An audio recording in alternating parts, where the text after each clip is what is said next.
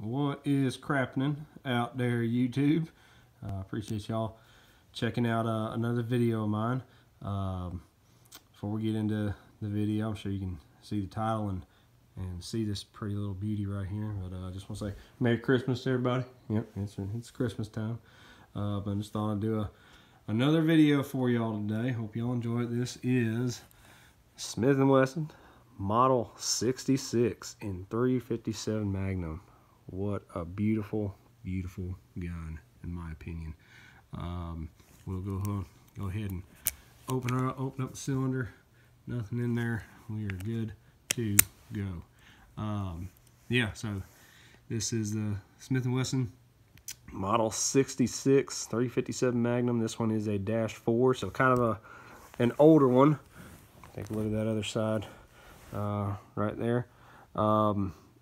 You know, I'm not a revolver guy by any means, but I do know that the Smith & Wesson Model 66 is a very, very sought after revolver. Really, really nice piece. This guy right here is basically my safe bunny, so to speak. You know, this is not one that I take out and shoot very much, but this is such a beautiful, beautiful revolver to me, and I think a lot of people would agree.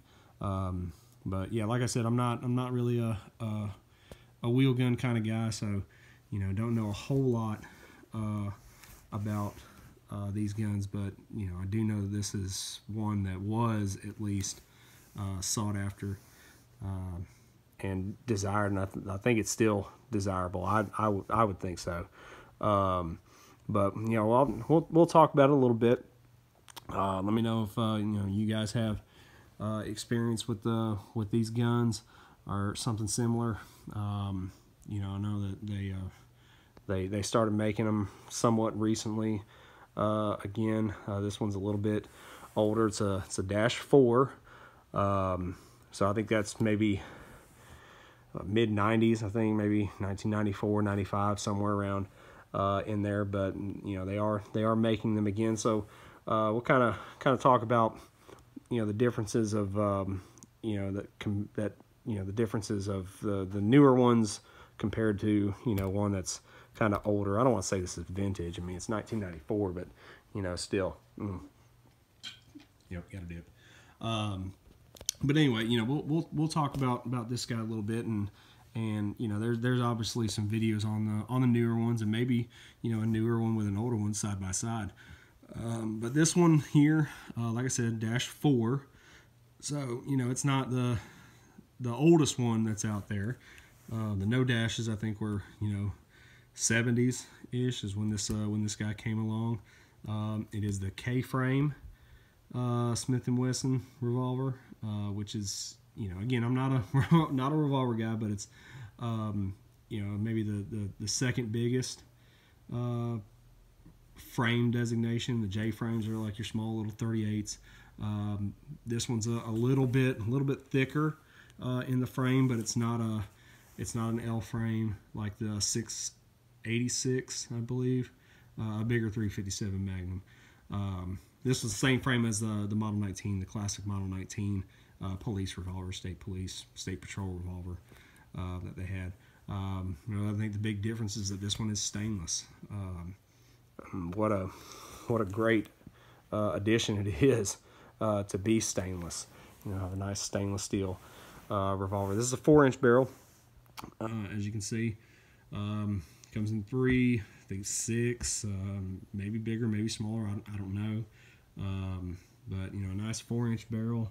So, Smith & Wesson 357 Magnum on there.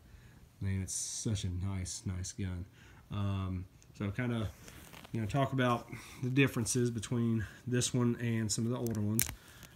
Well, first off, again, you know, you got six rounds of 357 or 38 special. I think most guys would or people, gals, would enjoy shooting 38 special out of a gun this size.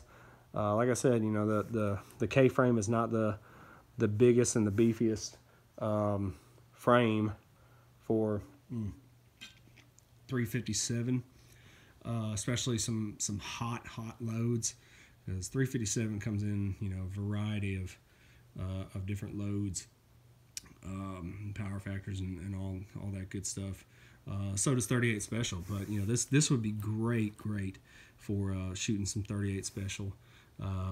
You know, maybe introducing somebody to center fire with a revolver. You know, I grew up shooting a revolver.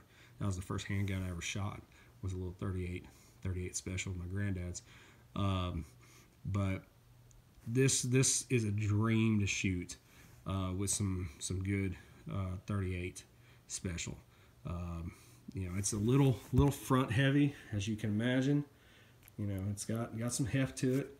The wood grips that are on here, I don't think they're original. I got this one secondhand. My old boss and my old job sold this one to me. He had some black kind of plastic grips, but these are the ones that were on it when he sold it to me, and I really like these. Really nice wood grips. Like I said, I don't think these are original. I don't know, you know, if they're aftermarket or whatever. I haven't taken them off. It's beautiful. The wood grips on here are fantastic, and they feel great in the hand. But you know, from what I understand, some of the differences, as opposed to this one and the one that they're making now, because they quit making them, I think, early 2000s, and then maybe 2015, 14, somewhere around there, they started making them again. You know, first thing, the forcing cone, which is that part of the barrel that protrudes back to the cylinder, they beefed that up a little bit. I don't know if you can see in there. Try to get in. All right, you see where at the bottom where it's kind of indented a little bit. That's not a deformation. That's how it's supposed to look. But they beefed that up a little bit in the newer ones, and that kind of helps, you know, take the blow from some hotter 357. So that, you know, that's kind of a plus, I guess, for a newer Model 66. Now I'm going to turn the muzzle or the barrel towards the camera so you can see a little bit. But you know, in the newer ones, they have the Smith & Wesson sleeved barrel. I know a lot of guys don't really like that. This is all just a one-piece barrel, and it is crowned on there. So that's kind of nice. And then another thing that a lot of people don't like, big Revolver guys or Smith & Wesson guys, hate on newer guns, is the key lock, which is usually about like right there. So this one does not have a key lock, and you know, I like that. And then let's see, the hammer. This is cool. Old one, firing pin on the hammer. That's kind of cool. You know, that makes me think that this is, you know, a vintage revolver. It's not really. I mean, in 1994, 95, 96, somewhere right in there. But, you know, having that old style hammer with the firing pin on there, that's just pretty cool. Man, this thing is so fun to shoot. You know, the single action is a dream. I mean, it is a hair trigger on here.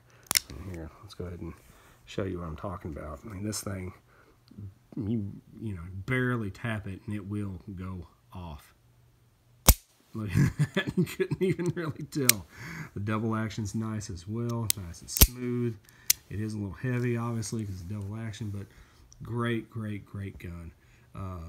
You know, I can't say enough about, you know, this gun. I'm not a revolver guy again, but this is such a nice piece.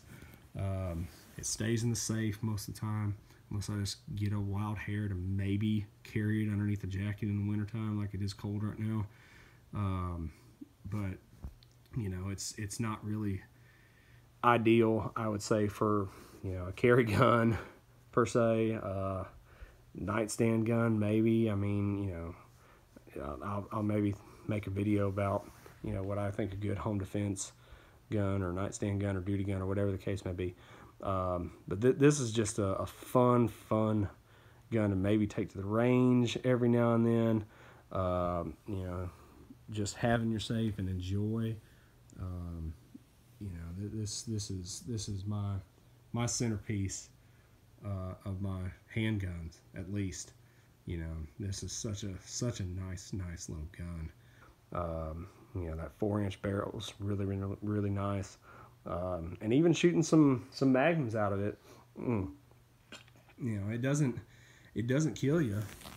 You know, I mean, 357 Magnum is nothing to sneeze at. You know, it's not a 44 Magnum, but it still is, you know, a Magnum power cartridge.